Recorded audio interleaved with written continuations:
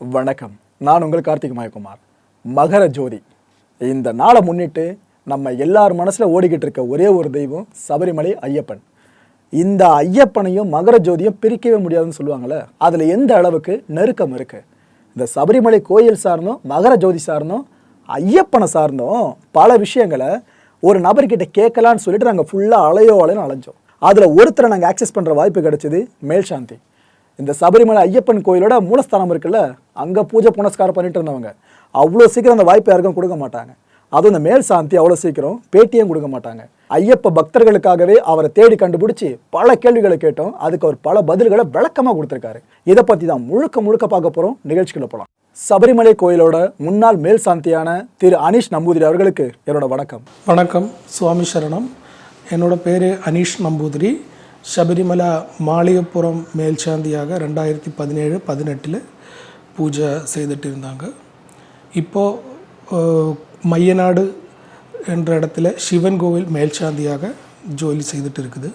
மகர ஜோதி. இந்த மகர ஜோதி தரிசனத்துக்காக லட்சக்கணக்கான பக்தர்கள் தவம் இருக்கிறாங்க.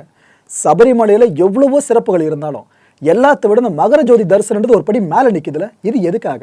அண்ட் இந்த மகர ஜோதி ஏற்றப்படுற பகுதி இருக்குல்ல, அதுக்கும் ஆதிவாசிகளுக்கும் இது தொடர்பு இருக்கதா சொல்லப்படுதுல, அது என்ன?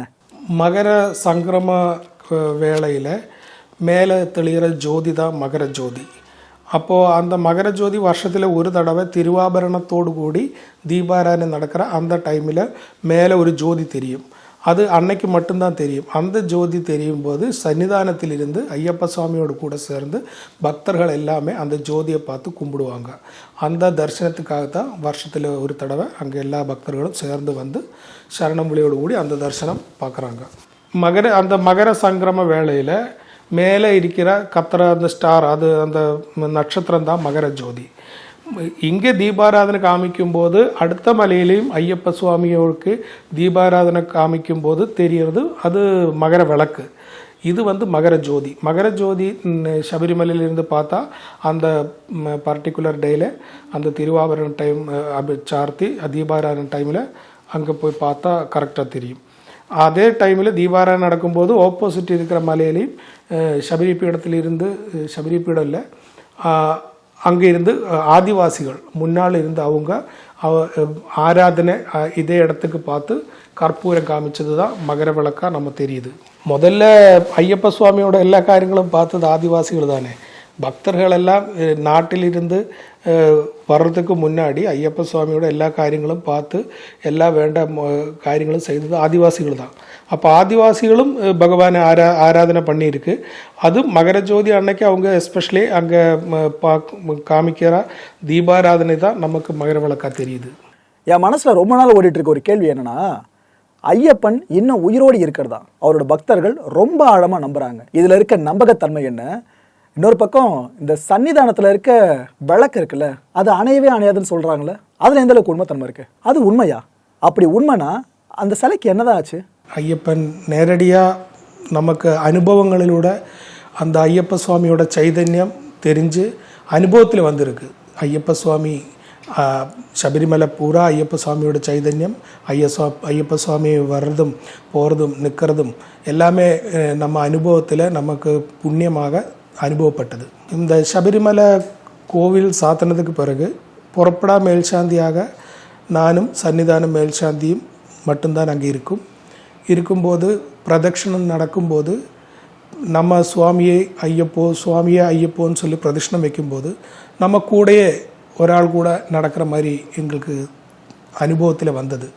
திரும்பி பார்த்தா எதுவும் இல்லை, ஆனால் நம்ம சுவாமியே சரணம் ஐயப்பான்னு சொல்லும்போது ஒரு ஐயப்ப சுவாமி தான் அதுதான் நாங்கள் நினைக்கிறோம். ஐயப்ப சுவாமி பஸ்மம் போட்டு யோகதண்டு பிடிச்சு பஸ்மத்தில் தான் இருக்குது. அப்போ அந்த விக்கிரகத்துக்கு முன்னாடி இருக்கிற விளக்கு அடுத்த டைமில் திறக்கிற வரைக்கும் அந்த ஐயப்ப சைதன்யத்தால் அது அப்படியே இருக்கிறதா பார்த்துருக்கோம்.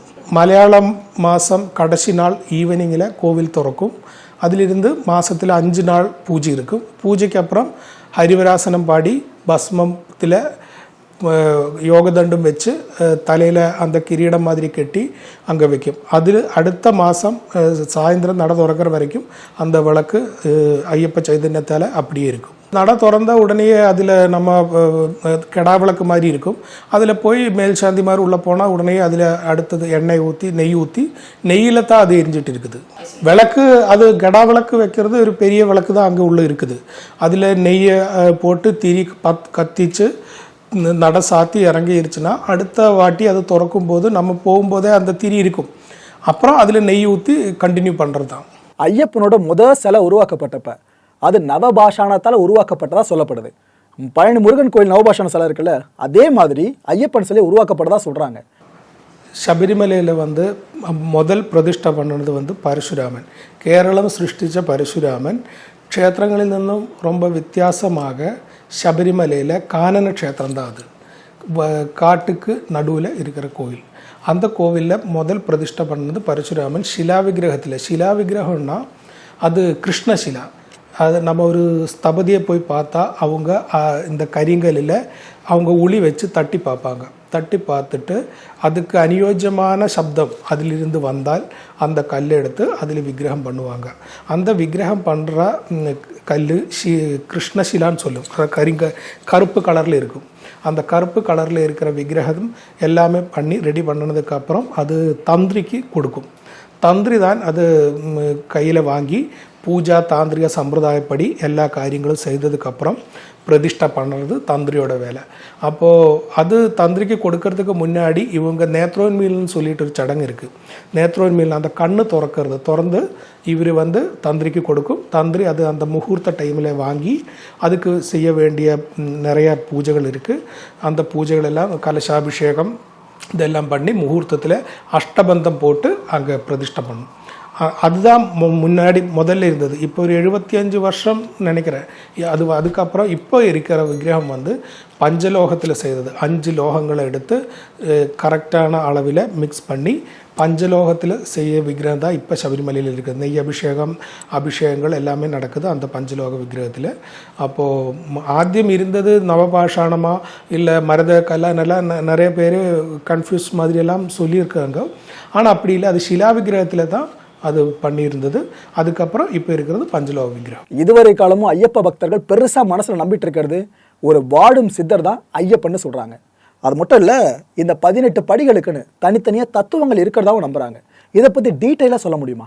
18 படிகள்னா 18 மலைகள். மலை தெய்வங்களுக்கு 18 படியில் பிரதிஷ்டை பண்ணி அங்கே சைதன்யம் இருக்கிறதுனால 18 மலைகளும் சவிட்டி மேலே போய் தத்துவமசி ஐயப்ப சுவாமியை பார்க்குறாங்க. அப்போது 18 மலைகள் 18 மலை தெய்வங்கள் அதில் தான் படிப்பூஜை எல்லாம் நடத்துது. அந்த படிப்பூஜை நடக்கிறது 18 மலைகளுக்கும் தெய்வங்களை சங்கல்பம் பண்ணி சாயந்தரம் தீபாராதனை முடிஞ்ச உடனே நடத்தக்கூடிய பிரதான பூஜை படிப்பூஜை.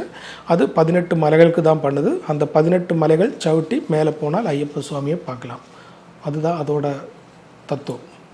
18 மலைகள் சவிட்டி மேலே போனால் தான் ஐயப்பனை பார்க்க முடியும். அப்போது 18 படி அதுக்காக வச்சது. அது மலை தெய்வங்களை மட்டும்தான் அதில் நம்ம ஆவாகனை பண்ணி பூஜை பண்ணி இது இருக்குது. வேற వ్యక్తిகளை அதில் நம்ம பார்க்கறதில்ல. மலை தெய்வங்கள் தான் 18 படியில் 18 மலைகள் தான் சங்கல்பம். வேறு சித்தர் கிடையாது. வாழும் சித்தரை சொல்கிற விட தர்மசாஸ்தாவோட அவதாரம் தான் ஐயப்ப சுவாமி. இப்போது மகாவிஷ்ணுவுக்கு அவதாரம் ஸ்ரீராமன் வாமனன் அந்த மாதிரி தர்மசாஸ்தாவோட அவதாரம் தான் ஐயப்ப சுவாமி.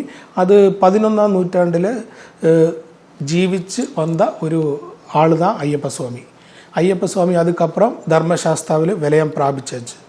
அப்போது தர்மசாஸ்தாவோட அவதாரம் தான், சித்தர்னு சொல்ல முடியாது, தர்மசாஸ்தாவோட ஐயப்ப சைதன்யம் அதுதான்.